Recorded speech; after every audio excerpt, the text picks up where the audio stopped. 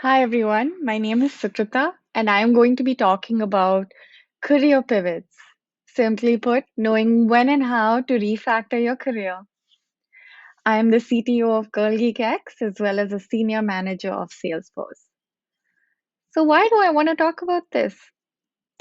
I've made so many pivots in my career. I've been in tech for over 10 years now, almost 15 years. And I've, through my career, worked in quality. I've worked as a developer.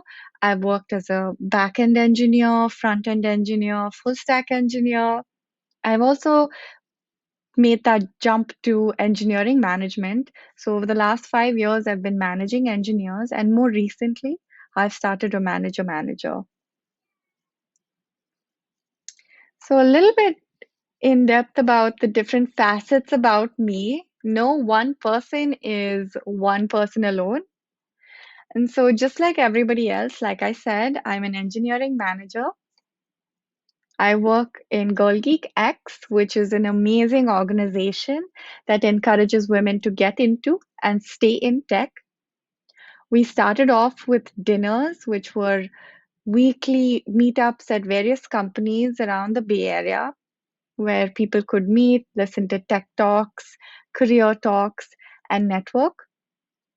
We've since added on things like podcasts as well as virtual annual conferences. So please do stay in touch and check us out at girlgeek.io. I'm also a recreational triathlete. I grew up as a competitive swimmer and I've continued to swim, bike, and run as an adult. And I'm a mom to an adorable 1 year old. So, first thing I want to say is don't be afraid of a career pivot. It's a refactor, not a rewrite. So, don't think like everything you've done so far has all gone to waste. Not at all. No learning is not transferable, and no skills go to waste. Some of the common reasons why people feel like they need to make a pivot. They've sort of plateaued in their career. They feel like the way they've been working so far is no longer working.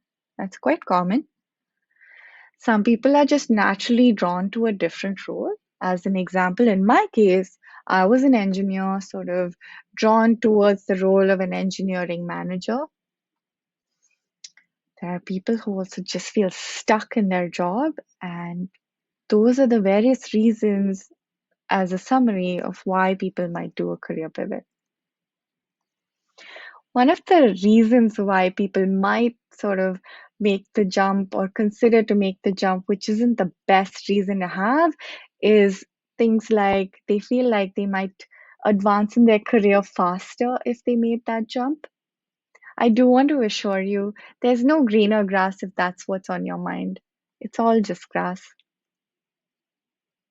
Now that you've sort of been clear that you do want to make a jump, you want to get your plan down.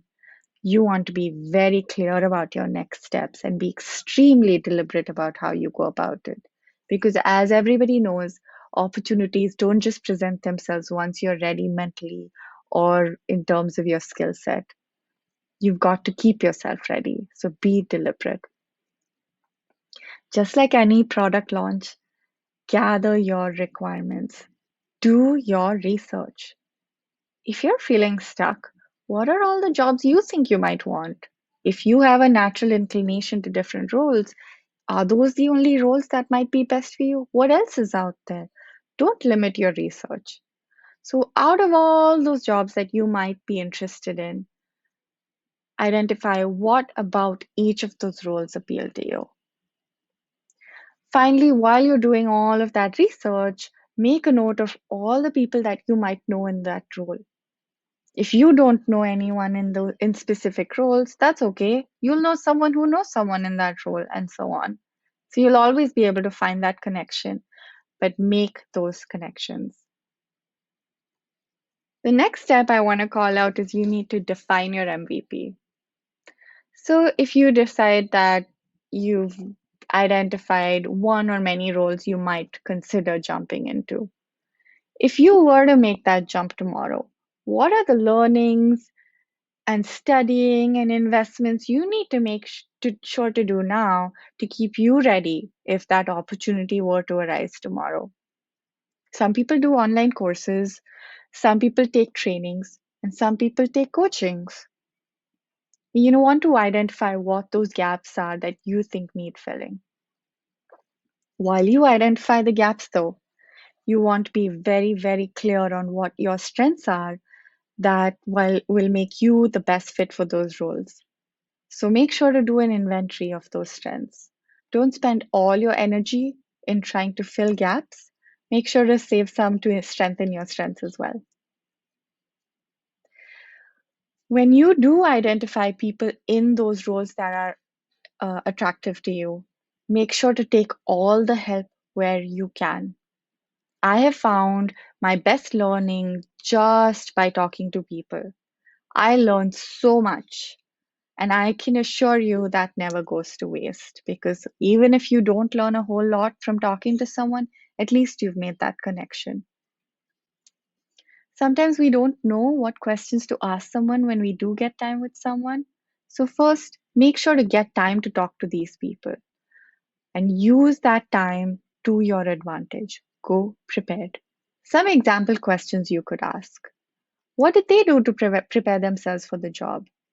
You could compare and see how different that is from you. Everyone's journey is different and everyone's path is different, but it is helpful to know what are all the options of paths out there. Oftentimes, there's a lot of training you can do before you're in that role, but there's also a lot of learning that happens on the job. So, what are those early mistakes they might have made that they learned from? Identify what those are, and if you can't get prepared for it through trainings beforehand, at least you'll be mentally prepared for those sort of challenges you might face. And finally, something I love to ask people who I connect with, especially when I'm seeking advice, is to ask them who they think I should talk to for advice. That has been super helpful to grow my network, and that just increases the branches of that network you're trying to build. The next thing is to identify your North Star. You need to know what you want to be known for. Define that elevator pitch. Practice it first on yourself, then practice it on your friends, and practice it on your mentors. Once you feel like you have it down, tell everyone you meet. That puts the idea of you being ready for that role in their mind. And so when an opportunity arises that they might hear of and you don't hear about it, at least they'll come and tell you.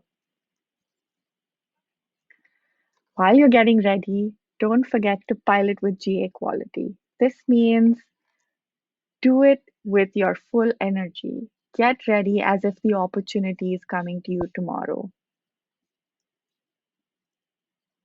You're always going to feel almost ready. And in fact, you're always going to be almost ready because there's always some sort of tweak that you will adjust once you're actually in that job. While you're getting ready, define your success milestones. Make sure to do them with metrics. This has many, many benefits. One is it keeps you feeling like you're achieving as you are growing and getting ready.